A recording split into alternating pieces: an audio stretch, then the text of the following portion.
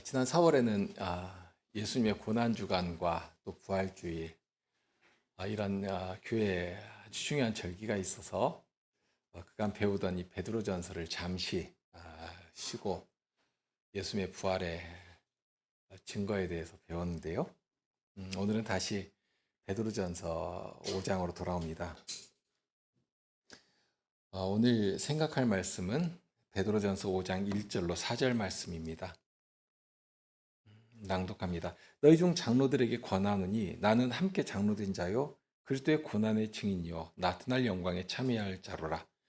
너희 중에 있는 하나님의 양무리를 치되 부득이함으로 하지 말고 오직 하나님의 뜻을 조차 자원함으로 하며 더러운 일을 위하여 하지 말고 오직 즐거운 뜻으로 하며 맡기운 자들에게 주장하는 자세를 하지 말고 오직 양무리의 본이되라. 그리하면 목자장이 나타나실 때 시들지 아니하는 영광의 면류관을 얻으리라. 4장까지 사도가 말씀한 내용은 우리가 살아가는 이 시대의 거대한 흐름과 성격에 대한 것이 하나가 있고요. 그러면서 그 안에 정말 고고하게 서 있는 사단의 그 두려운 세력이 썩어짐의 종로로 닿도록 막 억압하고 짓누르는 그 세상에서 이 주님의 복음을 주님 나라의 이 거룩하고 강력한 그 은혜의 빛을 마치 이런 예를 들 수가 있을 것인데요. 산속에서 길을 잃고 헤매다가 모든 소망이 막 사라지려고 하는 순간에 자기 구조대가 들고 있는 횃불을 발견하는 것처럼, 혹은 망망대해에서 조난당해 가지고 절망하던 순간에 저기 멀리서 깜빡거리면서 빛을 발하는 등대를 발견하는 것처럼 마치 그런 존재인 것이죠. 여기에 빛이 있다, 여기에 살 길이 있다는 것을 보도록. 그런데 그런 능력을 어떻게 또는 무엇을 통해서 나타낼 수 있겠는가, 그것이 무엇인가 하는 것을 따뜻한 그 정말 베드로 사도가 이때 아주 노년한 때인데요. 그렇게 할아버지와 같은 또는 아버지와 같은 따뜻한 마음으로 이렇게 풀어서 알려주십니다. 분명 성도의 삶이라고 하는 것 또는 교회의 모습이라고 하는 것이 세상의 관점에서 보면 참 무능하게 보이고 초라하게 보입니다. 하지만 실은 주께서 우리에게 부여하신 사명은 온 세상에 비추이는 빛이고 강력한 진을 파하는 능력입니다. 땅도 두려워할 만한 주님의 다스리심을 성도의 순종을 통해서 전하며 나타내도록, 그런 어두운 세상을 뚫고 나가도록 하시는 것입니다. 그러니까 두 가지가 대비되어서 나오죠. 세상이 가진 집요하고 전방위적인 흐름들이 주변을 가득 메우고 있습니다. 하나님 나라를 대적하는 흐름들인데요. 그래서 이제까지 사도는 그러한 현실들을 직시하도록 하지 않습니까? 그 현실이 무엇인가? 우리가 그것을 이길 힘이 무엇인가? 그러니까 둘째로는 그 안에 살아가는 성도들의 복되고 영광스러운 사명이 무엇이냐? 그리고 무엇을 통해서 그 사명을 이룰 수 있는가 하는 사실을 힘주어서 가르쳤습니다. 3장에서 알려주신 것처럼 사망의 권세가 모든 것을 삼키고 있는 세상에서 교회는 노아의 방주처럼 존재해야 합니다. 예전 노아 시대에는 하나님께서 친히 그 문을 닫아버리셨지만, 그러니 문을 닫으신 후에는 아무도 들어올 수가 없었지 않습니까? 그러나 이제는 누구라도 그 안에 들어와서 구원을 얻도록 해놓으신 것입니다. 육체의 고난을 모두 받으신 예수 그리스도께서 그 몸을 찢기시면서 새롭고 산 길을, 예수 그리스도를 통해서 나갈 수 있는 그 새롭고 산 길을 열어주셨으니까요. 그러니 이제는 누구라도 들어올 길이 열린 것입니다. 근데 다만 아무라도 들어올 수가 있지만, 교회가 그런 사명, 저기에 살 소망이 있다, 이 엄동설 안에 저기 가면 이 꽁꽁 얼어가고 있는 몸을 녹일 수가 있다 하는 그런 소망의 빛을 발할 수가 있어야 되지 않겠습니까? 사람들이 볼 때에도 여기나 저기나 뭐 아무런 차이가 없고, 여기서도 죽겠는데 저기 가봐야 내가 보니까 더 형편도 없고 오히려 저기보다는 여기가 그나마 좀 더 낫다 하고 느껴버린다면 아무도 발걸음을 옮기려고 하지 않을 것입니다. 그러니까 교회가 발할 수 있는 생명의 능력이 무엇인가 하는 것입니다. 세상 앞에서 교회는 빛이라고 하셨지 않습니까? 그러기에 예수님께서는 등불을 켜서 말 아래 두지 않고 등경 위에 두어서 모든 사람에게 비추게 된다 하고 하셨는데요. 그렇게 빛을 비추는 존재로 세워 놓으신 것인데요. 그럼 무엇으로 어떻게 비출 수 있는 것인가 하는 것입니다. 마태복음 5장 15절 이하의 말씀이 그렇습니다. 사람이 등불을 켜서 말 아래 두지 아니하고 등경 위에 두나니 이러므로 집안 모든 사람에게 비추이느니라. 이같이 너희 빛을 사람 앞에 비추게 하여 저희로 너희 착한 행실을 보고 하늘에 계신 너희 아버지께 영광을 돌리게 하라.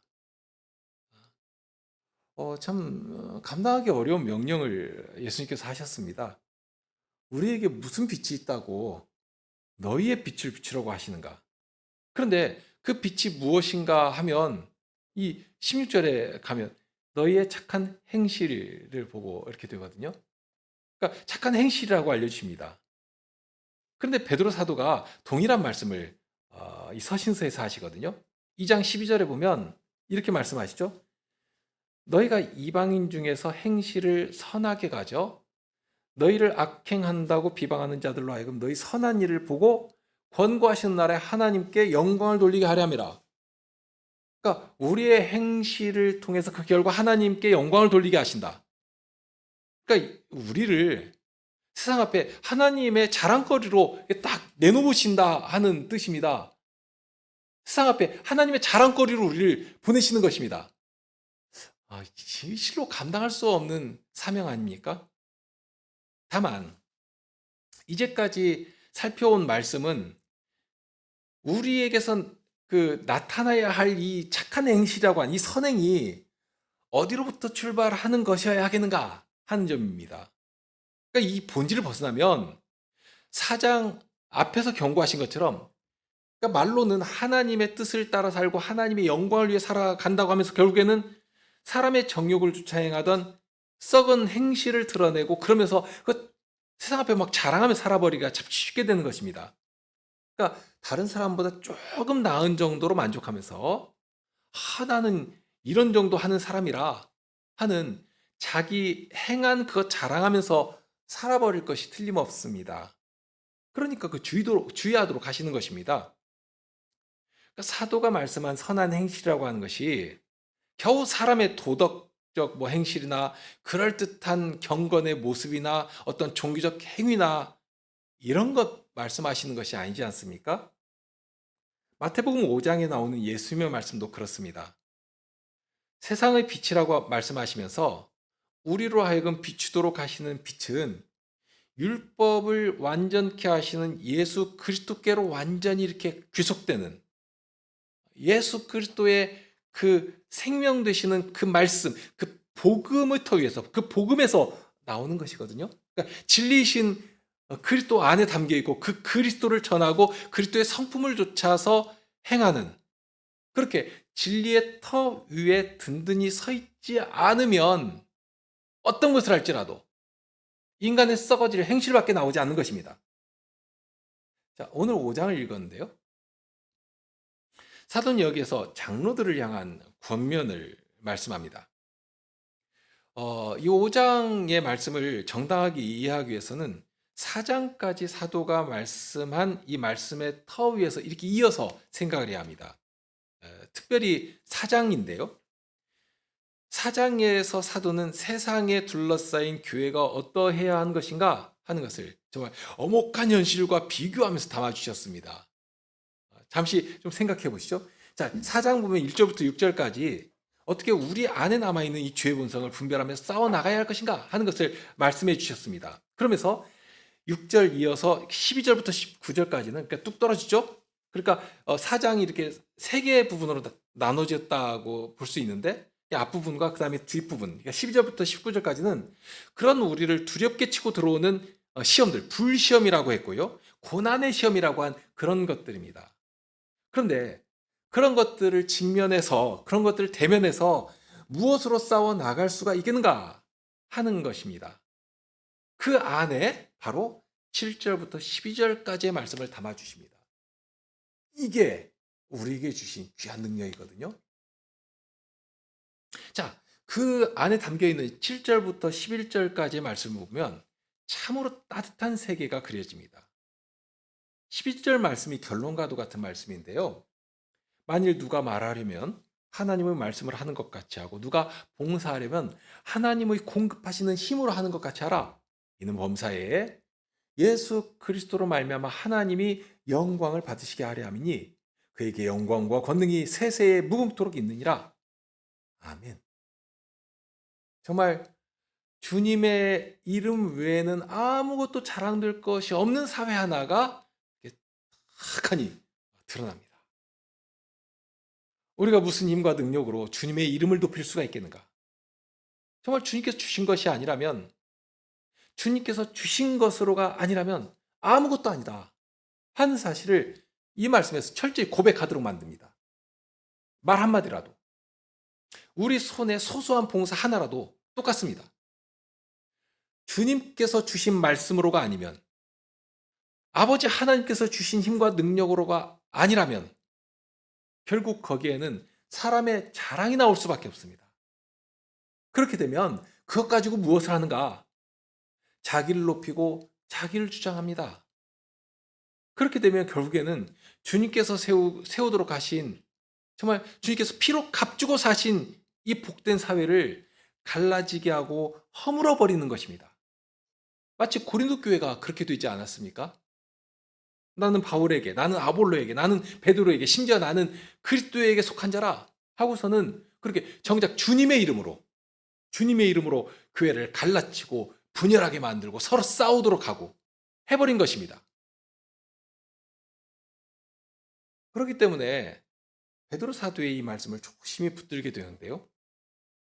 말 한마디라도 하나님의 말씀을 하는 것 같이 하는 것이고, 그러니까 늘 조심하는 것입니다. 내가 하는 이 말을 통해서 무엇이 드러나고 누가 높이 되시도록 하려고 하는 것인가? 그 의중에서부터. 그리고 무슨 봉사 하나를 하더라도 내 것 가지고, 내 힘과 내 능력, 내 소유물 가지고 한다 하는 그런 생각을 할 수가 없는 것이고, 늘 하나님께서 공급하시는 힘으로 하니까요. 그러니까 여기서 잠시 생각하게 되는 것이, 그렇게 하나님의 말씀을 하는 것 같이 말도 하고 또 하나님께서 공급하시는 힘으로 하는 것 같이 봉사하기 위해서는, 이것은 말만 가지고 혹은 명분만 가지고는 안 되는 일입니다. 말로는 내가 하나님의 말씀을 전한다, 내가 하나님의 이름으로 봉사한다 하고 하면서 정작 하나님께서 내 입에 말씀을 심어주시는 일이나 주님께서 무엇이라도 은혜로 공급해 주시는 것이 없다면 그러면 어떻게 되겠는가? 쉽게 말해서 내가 열심히 일하고 정말 수고해가지고 돈도 벌고 또 무엇이라도 이렇게 마련하고 무엇이라도 이렇게 생각해서 계획을 짜고 그렇게 하면, 그렇게 해서 내가 노력해가지고 내가 정말 잠도 제대로 못 자고 이렇게 노력해서 얻은 이것을 가지고 사람도 돕고 봉사도 하고 뭐 교회 헌금도 많이 하고 한다면 결국에는 그거 다 자기 힘으로 하는 것이거든요.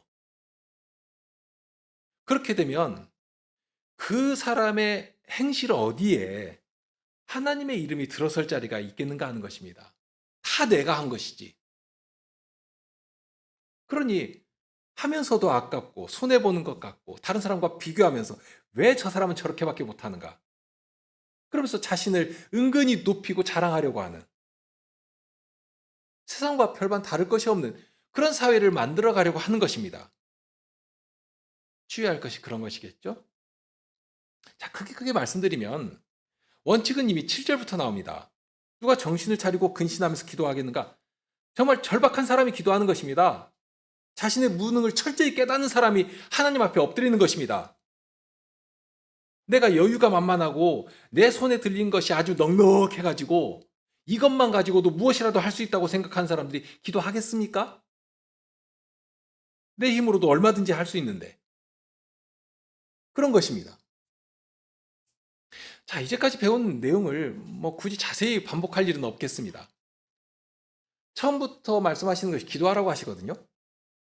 시편 1편의 말씀과도 같습니다. 주님의 말씀, 주의 윤례를 즐거워하면서 주야로 묵상하는 자가 비로소 무슨 말을 해도 하나님의 말씀을 하는 것 같이 할 수 있게 됩니다. 내 생각이나 나의 말이 정말 이 중심에서부터 나의 마음까지라도 주님의 말씀에 이렇게 흠뻑 젖어 있는 사람이, 그런 사람이 비로소 하나님의 말씀을 하는 것 같이 하게 되는 것입니다. 이거 봉사할 때도 마찬가지죠. 하나님께 구하여서 정말 주님께서 무엇이라도 나에게 주신 그것 가지고 주님으로부터 공급받아 살아가는 사람이 하나님께서 공급하시는 힘으로 하는 것처럼 그렇게 봉사하며 섬길 수가 있게 되는 것입니다. 말로만 하나님께서 주시는 힘으로 하는 것처럼 해라 하고 해봐야 실질이 그렇지 않으면 결국에는 실컷 해놓고 내가 했다고 하는 공명심과 자기 만족이 남는 것입니다. 정말로 주님께서 주신 것으로 하지 않으면, 주께서 내 육체 힘까지라도 건강까지라도 허락하지 않으시면 정말 나는 이 숟가락 하나 들 능력 힘도 없는 자다 하는 그런 고백이 내 생활을 지배하고 나갈 때 비로소 사도가 말씀하는 이 봉사 하나를 할 수 있게 되는 것입니다. 그렇게 7절부터 11절까지 오로지 주님의 이름만이 높이되고 하나님께서 보이신 사랑이 그 사회에 온기처럼 이렇게 가득 안고 있는, 주장되는 그런 복된 사회를 이렇게 7절부터 11절까지 보여주시는데요. 그러니까 이런 복된 사회, 그러니까 주변에는 엄혹한 세상이죠. 누가 보더라도 정말 한겨울에 시베리아 벌판의 그 엄혹한 그 추위보다도 더 차가운 세상이 둘러싸고 있는데 바로 그런 세상에서 볼 때, 야, 저기에 살 길 있다. 마치 그 가운데 교회가 있는 것이죠. 저기에 살 길 있다. 저기 가면 몸을 녹일 수가 있다 하는 그러한 빛을 보고 그러한 소망을 갖고 움직여서 그 따뜻한 사회 안으로 들어와서 온기로 몸을 녹일 수가 있도록 하는, 예, 그 사명을 부여하신 것이고 그 사명을 감당하도록 하신 것입니다. 그러니까 중요한 것은, 그러니까 이런 복된 사회를 이렇게 알려주시면서 어떻게 하는 것도 알려주셨죠. 그렇게 먼저는 그 안에 들어와 있는 성도들이 주님께서 주시는 은혜로 인해서 평안과 기쁨을 누리고, 그러니까 하나님의 나라가 이런 것이다 하는 사실을 먼저 맛보는 것입니다. 누리는 것입니다. 그래서 그 안에서, 그럴 때 비로소 거기에서 힘을 내고 용기를 내서 주께서 보내신 그 세상을 향해 나갈 수가 있게 되는 것입니다. 그럼 담대히 나갈 수가 있는 것이죠. 나의 반성, 나의 의지할 산성이 누구신가? 나의 방패 되신 주님을 의지하면서 나가는 것입니다. 자, 장로의 직분을 말씀하시는데요. 이렇게 교회라고 하는 이 사회가 참으로 복된 사회라고 하는 능력을 나타내도록 하신 하나님께서 어떠한 준비와 마련을 하신 것인지를 구체적으로 5장을 시작하는데 바로 거기서 그 장로의 직분을 언급하십니다. 하나님께 세우시는 나라를 하나님께서 어떠한 방식으로 보호하시고 이끌어 주시는지 이 간단한 말씀에서도 능히 알아갈 수가 있도록 하십니다. 여기에 나오는 이제 장로는 다른 말로 하면 감독이라고도 할 수가 있고요. 또는 목사라고도 해도 됩니다. 자, 그러면 여기서는 지금 왜 장로를 세우는가? 장로가 해야 할 일이 무엇인가 하는 것을 구체적으로 이렇게 상세하게 알려주지는 않습니다. 다만 큰 그림으로 장로는 이러해야 한다 하는 장로의 태도와 모습에 대해서 큰 줄거리로 주의할 점을 먼저 알려주십니다. 장로의 직분이 아주 중요하고요. 그런데 사도는 거기 지금 이 편지를 받고 있는 소아시아 지역 교회에 이미 장로가 있고, 그러니까 거기에 장로가 없어서 세우는 것이 아니라 이미 있는 것입니다. 있고, 그렇게 교회에서 장로가 그런 수고를 하고 있는 것을 당연한 것처럼 무심하게 쓱하니 설명해 나갑니다. 그러면서 장로의 직무와 관련해서, 그러니까 장로가 하는 일이 무엇이냐 하는 대단히 중요한 내용을 여기에 담아놓고 있습니다. 이 말씀에서 크게 두 가지를 추론할 수가 있는데요. 먼저는 1절에 나온 내용 중에 거기에 보면 함께 장로된 자를 말씀하면서 그리스도의 고난의 증인이요 하는 말씀을 합니다. 자, 이 말씀에서 하나 잡을 수 있는 중요한 장로의 사명이 뭔가 하면 그리스도께서 받으신 고난에 대해 증거하는 사명이 장로에게 있다 하는 사실입니다. 그리스도의 십자가의 복음을 증거하는 자입니다.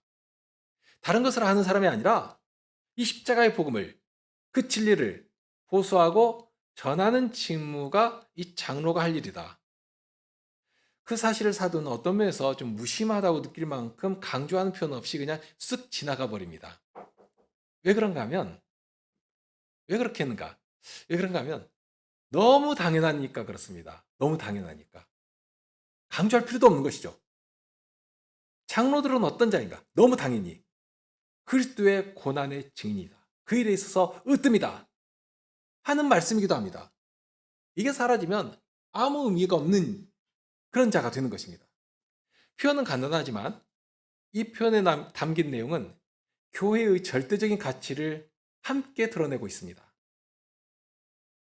바울 사도는 디모데전서에서 교회를 가르치면서 이 집은 살아계신 하나님의 교회요 진리의 기둥과 터라 하고 알려주셨습니다. 교회가 뭐냐 할 때 진리를 전심으로 붙들고 드러내야 할, 만일 그 사명에 있어서 조금이라도 소홀히 하거나 조금이라도 미룬다면 그것은 교회의 가장 큰 사명을 방기한 것이다. 그런 교회가 아주 잘못된 것이다 한 뜻이기도 합니다. 교회는 진리를 보수하고 진리를 지켜내는 일에 힘을 집중해야 합니다. 다만 그것만이 아닙니다. 지키고 보수하는 것도 중요하지만 그것만 가지고는 안 됩니다. 이제는 세상이 다 볼 수 있도록 다른 어떤 곳에서도 찾을 수 없고 볼 수 없는 진리인데 그런 진리를 교회에서 볼 수 있도록 빛으로 발하는 것입니다.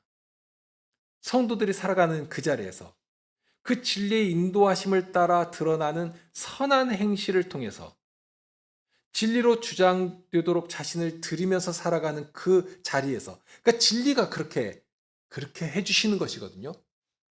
내가 하는 것이 아니라 진리의 나를 맡길 때 진리가 우리를 하나님의 선한 병기로 사용해 주시는 것입니다. 그 일을 위해서 하나님께서 교회를 세상 앞에 세워놓으신 것이고요. 그러니까 등경 위에 서 있는 등불처럼 또는 모세 시대의 불뱀처럼, 장대에 매달린 불뱀처럼 그렇게 세워놓으시고서는 여기에 진리가 있다. 바로 이분이 생명이시다. 이분에게 길이 있다 하는 것을 알도록 그 일을 위해서 교회를 세상 앞에 세워놓으시는 것입니다. 그것이 교회입니다. 그렇기 때문에 사도는 복음을 전하여서 교회가 어느 지역에 서게 되면 어느 지역에 교회가 서게 될 때 힘써서 무엇을 그 다음에 했는가 하면 장로를 세우는 일을 했습니다. 사도행전 14장 23절에 보면 각 교회에서 장로들을 택하여 금식 기도하며 저희를 믿음 바 주께 부탁하고 있습니다. 이 1차 전도 여행 때거든요. 그러니까 복음을 전하고 그래 거기 지역 여러 곳에 지역 교회들이 서게 되니까 그들 중에서 장로를 이렇게 택하였다고 그랬죠. 그러니까 세우고 그에게 교회를 치도록 부탁하고서 떠나는 것입니다. 그러니까 교회가 섰으니까 이제 알아서 잘 교회를 이루십시오 이렇게 한 것이 아니라 장로를 택하고 장로를 통해서 그 교회를 치도록 그 장로의 직분과 교회 사명이 아주 밀접하게 연결되어 있다 하는 것을 여기서도 알 수가 있죠. 중요하기 때문에 한 것입니다. 그리고 방금 전 디모데전서 3장 15절의 말씀, 교회를 진리의 기둥과 터라고 하실 때도 동일합니다. 사도가 이 말씀을 어떤 맥락에서 하시는가 하면 15절을 전체로 읽으면 만일 내가 지체하면 너로 하나님의 집에서 어떻게 행하여야 할 것을 알게 하려 함이니, 여기 너는 누굽니까? 디모데거든요. 그러니까 지금 감독으로 파송받아 거기 사역하고 있는 이 디모데에게 특별히 부탁하는 것입니다. 교회는 진리의 기둥과 터인데 그 교회에 디모데가 감독으로 파송되어 있고, 그러면 그런 교회적인 사명을 이루기 위해서 디모데가 힘써 해야 하는 일이 뭐냐 하는 하나님의 집에서, 하나님의 집인 이곳에서 무엇을 사명으로 붙들고 있어야 하는가, 바로 교회는 진리의 기둥과 터다 하는 이 사실을 최우선에서 증시하도록 이 교회를 통해서 진리를 전하며 나타내도록 자 그것을 붙들어라 하고 이 편지에 글을 써 보낸 것입니다. 그러니까 디모데가 해야 할 감독인 디모데가 해야 할 가장 으뜸된 사명이 바로 무엇이냐? 교회는 진리의 기둥과 터다 하는 사실을 온전히 드러내도록 증거되도록 그 일을 힘써 해야 한다 하고 말씀한 것입니다.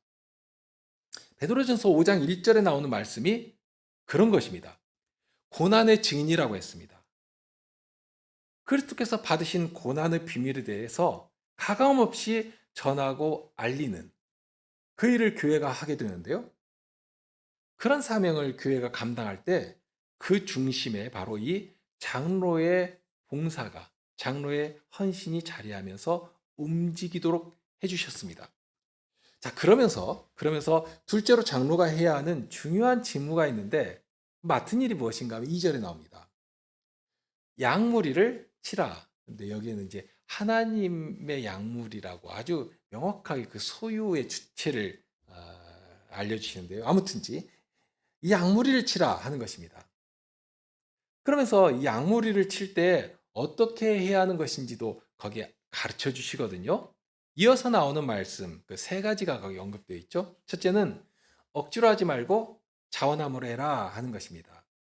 두 번째는 더러운 이익을 위해서 하지 말고 즐거운 뜻으로 해라 하고 하십니다. 그리고 마지막 세 번째로는 주장하려는 자세로 하지 말고 양무리의 본이 되라 하고 하십니다.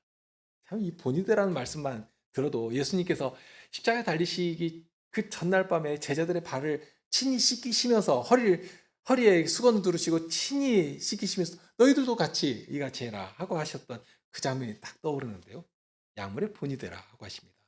자, 이 세 가지 성격이 장로가 양무리를 칠 때에 취해야 아주 절대적인 중요한 모습입니다. 이 내용은 이제 다음 시간에 좀 더 하시고요. 그런데 이 양무리를 친다고 할 때에 그러면 어떤 자가 양무리를 칠 수가 있겠는가 하면 아무라도가 아닙니다. 실은 1절에 나와 있는 절대적인 조건, 거기 그리스도의 고난의 증인이라는 말에 담겨 있거든요. 그러니까 쉽게 말하면 그리스도의 고난을 알고 경험하고 살아가는 자여야 비로소 일을 할 수 있다는 것입니다. 그냥 말로 전해 들어서 들은 것을 이렇게 지식 전달하듯이 한다면 그것도 아무라도 할 수 있겠죠? 그런데 증인이라고 할 때는 차원이 달라집니다. 직접 보고 만지고 경험한 사람이어야 합니다. 누가 했던 말 귓전으로 듣고서는 전해주는 정도라면 그런 사람은 증인이 될 수 없고요. 그 하는 말은 확실한 증거가 될 수가 없습니다. 전해 들은 말을 어떻게 신용할 수가 있겠습니까? 그런데 더구나 여기서 말씀하는 것은 다른 것도 아니고 그리스도의 고난에 관한 것이거든요. 그리스도의 고난을 경험하고 그 고난에 동참하는 사람이어야 한다는 것입니다. 그리고 그 고난이 무엇인지는 실은 1장부터 4장까지 사도가 언급해 주시는 그 안에 담겨 있는 내용이기도 하거든요. 자, 아무튼 그런 사람에게 하나님의 양무리를 맡기시면서 치도록 위탁하신 것입니다. 그러니까 아무에게나가 아니라 반드시 그리스도의 고난에 참여한 자가 이 일을 할 수 있다 하는 것입니다. 그런데 여기 보면 베드로 사도가 지금 이 그리스도의 고난의 증인이라는 말씀을 하시니까 그러면서 베드로 사도가 그리스도의 고난을 말씀하고 그러면서 주님의 양무리를 치라 하는 말씀을 하시니까 이 두 가지 말씀을 통해서 연상되는 사건이 하나가 이렇게 딱 연결이 됩니다. 예수님께서 잡히시던 그 새벽에 일어난 일인데요. 예수님께서 겟세마네 동산에서 잡히신 후에 안나스에게로 끌려가시지 않습니까? 가셔서 시문을 받으시는데 그 자리에서 어떤 일이 베드로에게 일어났는가 아시죠? 예수님을 세 번이나 모른다고 부인하는 일이 일어납니다. 예수님께서 잡히시기 전에 경고하셨거든요. 그런데 베드로는 대단히 소홀히 여겼습니다. 그러면서 얼마나 후원장담을 하는 것인지 다른 사람은 다 주님을 버릴지라도 저는 주님을 결코 버리지 않습니다. 그렇게 장담을 했던 베드로입니다. 그런데 어떻게 되었습니까? 베드로가 마음이 없어서 혹은 우리보다 사랑이 부족해서 열정이 부족해서 그래서 예수님 모른다고 한 것인가? 그렇지 않죠. 그런데 실은 본디 사람이란 존재가 그런 정도밖에 안 되는 거예요. 베드로 사도도 사람으로서는 안 되는 것입니다. 그 정도밖에 안 됩니다. 그런데 베드로가 세 번을 이렇게 예수님께서 내가 오늘 밤 닭이 울기 전에 세 번을 부인할 것이다 하고 이렇게 알려주셨는데도 과연 그 말씀대로 닭이 울기 전에 세 번을 부인하고, 그런데 베드로가 자기 입으로 예수님 부인하다가 마지막에는 저주까지 하면서 부인하게 되고, 그러면서도 그렇게 부인하면서도 자기가 예수님을 부인하고 있다는 사실조차 인식을 하지 못하거든요. 그런데 언제 깨닫게 되었는가 아시죠? 누가복음 22장 61절을 보면 닭이 우니까 닭 소리 때문에 깨달은 것은 아닙니다. 거기 보면 이렇게 말씀합니다. 주께서 돌이켜 베드로를 보시니. 그러니까 주님께서 돌이켜 베드로를 보신 것입니다. 주님께서 먼저 보신 것입니다. 그렇게 보시니 베드로가 주의 말씀 곧 오늘 닭 울기 전에 네가 세 번 나를 부인하리라 하심이 생각났다고 했습니다. 그러니까 베드로가 깨달은 시점은 신문 받으시던 예수님께서 뒤돌아서 베드로를 보시니까, 예수님 모른다고 부인하던 베드로가 비로소 자신을 돌아보시는 예수님을 보고서는 예수님 말씀이 생각이 난 것입니다. 얼마나 슬프고 비통한 자리로 뚝 떨어지는 순간이겠습니까? 그러니 밖에 나가서 심히 통곡할 수밖에 없게 된 것이고요.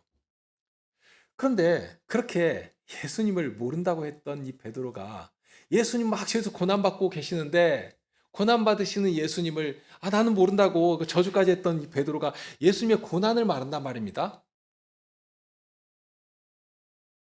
어떻게 그런 베드로가 그리스도의 고난을 말하고 고난의 증인이라고 할 수 있겠는가 하는 것이죠.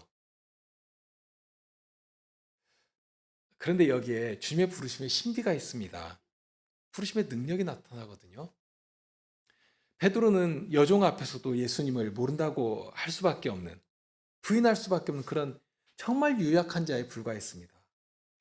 하지만 그런 베드로를 예수님께서 다시 찾아가시고 회복시켜 주십니다.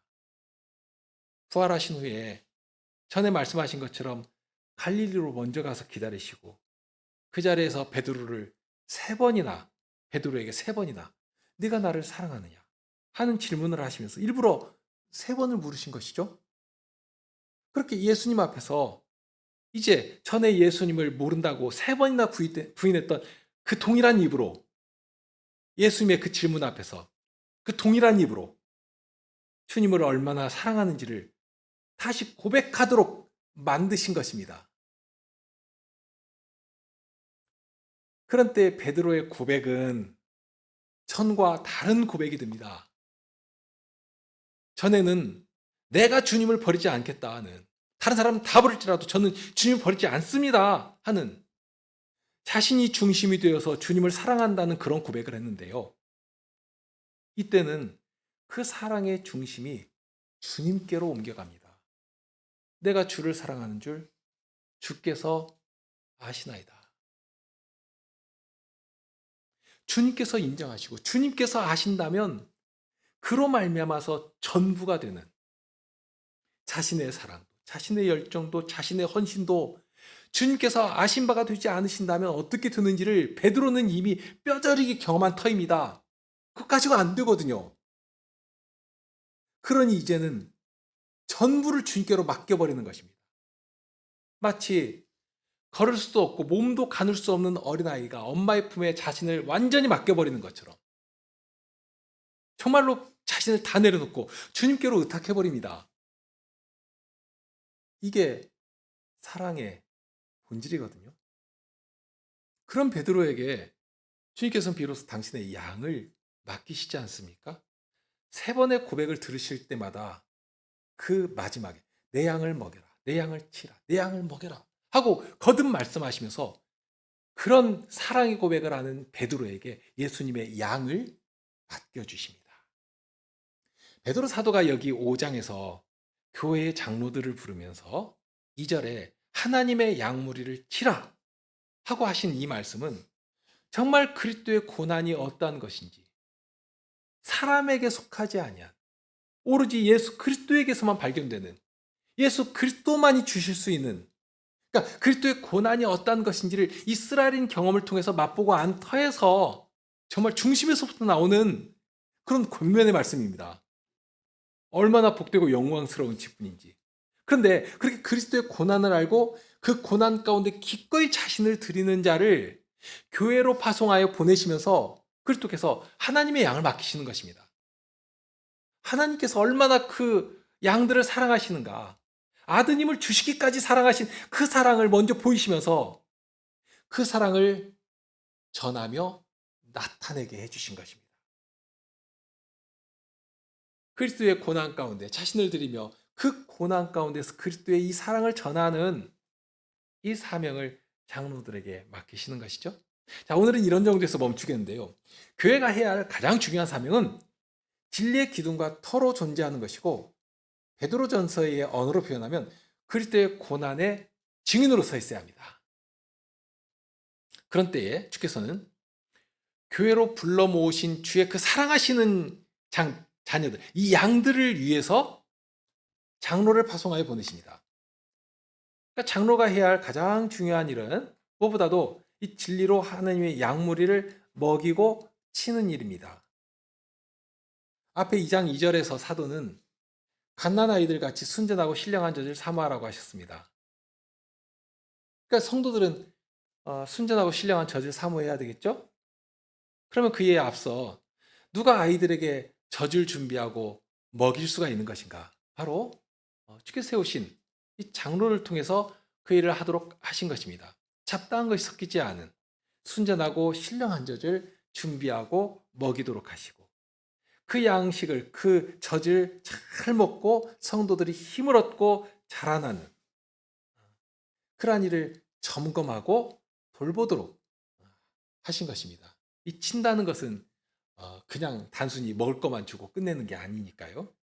자, 이 짧고 담백한 표현에서 장로의 자격이 무엇인지, 어디로부터 나오는 것인지, 또 장로가 해야 할 정말 중요한 일이 무엇인지 그러한 내용들을 가르쳐 주십니다. 이어지는 말씀에 대해서는 다음 시간에 계속해서 하시죠. 우리 함께 시편 찬송 부르실까요?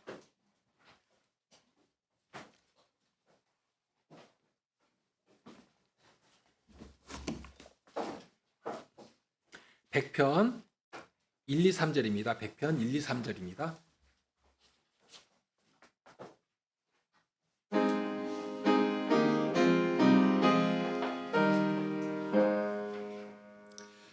온 땅아 환호하여라 기쁘게 주님 섬겨라 즐겁게 찬송하면서 그 앞에 나갈지어다 우리를 지은 여호와 그분을 알아가거라 우리는 그분의 소유 그분의 백성과 양떼 감사의 찬송 드리며 주의 문 들어가거라 주님의 성전 뜰에서 주 이름 송축하여라.